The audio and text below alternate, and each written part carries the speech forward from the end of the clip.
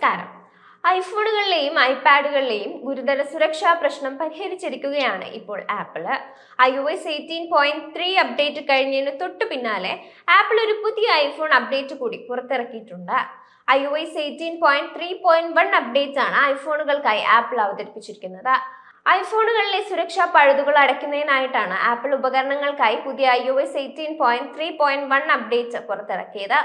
iPadOS 18.3.1 update ആണ് ഐപാഡുകൾക്കായി അവതരിപ്പിച്ചത്. എന്താണ് പുതിയ അപ്ഡേറ്റിലുള്ളതെന്ന് നോക്കാം. USB റെസ്ട്രിക്റ്റഡ് മോഡ് പ്രവർത്തനരഹിതമാക്കാൻ കഴിയുന്ന ഒരു എക്സ്പ്ലോയിറ്റ് iOSന്റെ പുത്തൻ അപ്ഡേറ്റിലൂടെ ആപ്പിൾ പരിഹരിക്കുന്നുണ്ട്.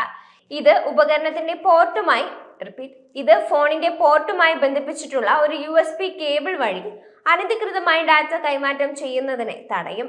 ആയതിനാൽ ഉയർന്നു വരുന്ന സൈബർ ഭീഷണികളിൽ നിന്ന് സ്വയം പരിരക്ഷിക്കുന്നതിന് എല്ലാ ഉപകരണ ഉടമകളും എത്രയും വേഗം തങ്ങളുടെ ഉപകരണങ്ങളെ ഏറ്റവും പുതിയ പതിപ്പിലേക്ക് അപ്ഡേറ്റ് ചെയ്യാൻ ആപ്പിൾ നിർദ്ദേശിക്കുന്നുണ്ട്.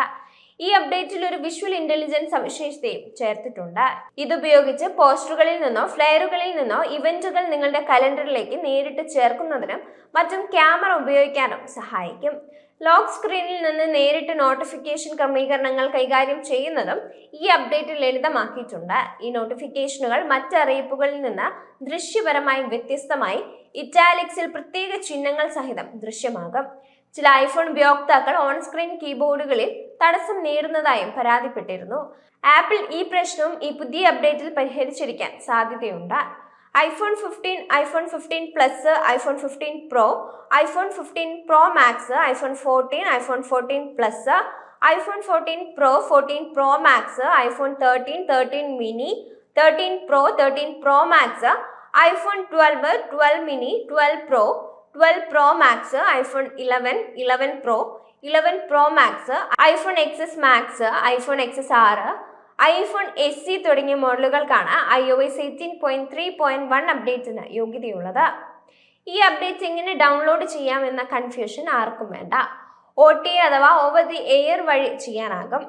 OTA വഴി ഉപകരണത്തിലേക്ക് നേരിട്ട് അപ്ഡേറ്റ് ഇൻസ്റ്റാൾ ചെയ്യാൻ ആഗ്രഹിക്കുന്ന ഉപയോക്താക്കൾ ഒരു iOS അല്ലെങ്കിൽ iPad അപ്ഡേറ്റ് ഡൗൺലോഡ് ചെയ്യുന്നതിന് മുമ്പ് മതിയായ സ്റ്റോറേജ് ഉണ്ടെന്നും ഉപകരണത്തിന് 50% കൂടുതൽ ബാറ്ററി ലൈഫ് ഉണ്ടെന്നും ഉറപ്പാക്കേണ്ടതാണ്. സെറ്റിംഗ്സിൽ കയറി ജനറൽ എന്ന ഓപ്ഷൻ എടുത്ത് സോഫ്റ്റ്വെയർ അപ്ഡേറ്റ് തിരഞ്ഞെടുക്കാവുന്നതാണ്. ആപ്പിൾ iTunes വഴി മാനുവൽ ഇൻസ്റ്റാളേഷനും ചെയ്യാനാകും. ഡൗൺലോഡ് നടപടിക്രമം ആരംഭിക്കുന്നതിന് മുമ്പ് നിങ്ങളുടെ ഐഫോൺ അല്ലെങ്കിൽ iPad iCloud അല്ലെങ്കിൽ iTunes ഉപയോഗിച്ച് ബാക്കപ്പ് ചെയ്യുന്നത് ഉറപ്പാക്കണം. കൂടാതെ നിങ്ങളുടെ PCയിൽ iTunes ആപ്പിന്റെ ഏറ്റവും പുതിയ പതിപ്പ് ഉണ്ടായിരിക്കണം. ഇല്ലെങ്കിൽ എബൌട്ടിലേക്ക് പോയി അപ്ഡേറ്റുകൾക്കായി പരിശോധിക്കുക അല്ലെങ്കിൽ itunes.com സന്ദർശിക്കാവുന്നതാണ്. നിങ്ങളുടെ മാക്കിലോ PCയിലോ iTunes തുറന്ന് നിങ്ങളുടെ ഐഫോൺ ഇതിനകം ചേർത്തിട്ടില്ലെങ്കിൽ അത് ചേർക്കണം. മുകളിൽ ഇടതുവശത്തുള്ള നാവിഗേഷനിൽ ഐഫോൺ അല്ലെങ്കിൽ iPad അല്ലെങ്കിൽ iPad ടച്ച് എന്നിവയിൽ ടാപ്പ് ചെയ്യാം. നിങ്ങളുടെ ഉപകരണത്തെക്കുറിച്ചുള്ള വിവരങ്ങൾ ഉൾക്കൊള്ളുന്ന ആദ്യ വിഭാഗത്തിലെ ചെക്ക് ഫോർ അപ്ഡേറ്റ് ബട്ടണിൽ ടാപ്പ് ചെയ്യാം. അപ്ഡേറ്റ് ചെയ്ത സോഫ്റ്റ്വെയർ ഉപയോഗിച്ച് ക്ലീൻ വൈപ്പ് ചെയ്യാൻ നിങ്ങൾ ആഗ്രഹിക്കുന്നുവെങ്കിൽ പകരം റീസ്റ്റോർ ക്ലിക്ക് ചെയ്യാവുന്നതാണ്. ഒരു അപ്ഡേറ്റ് കണ്ടെത്തിയാൽ പോപ്പപ്പ് മെനുവിലെ ഡൗൺലോഡ് ആൻഡ് അപ്ഡേറ്റ് ക്ലിക്ക് ചെയ്ത് നിബന്ധനകളോ വ്യവസ്ഥകളോ അംഗീകരിക്കാം.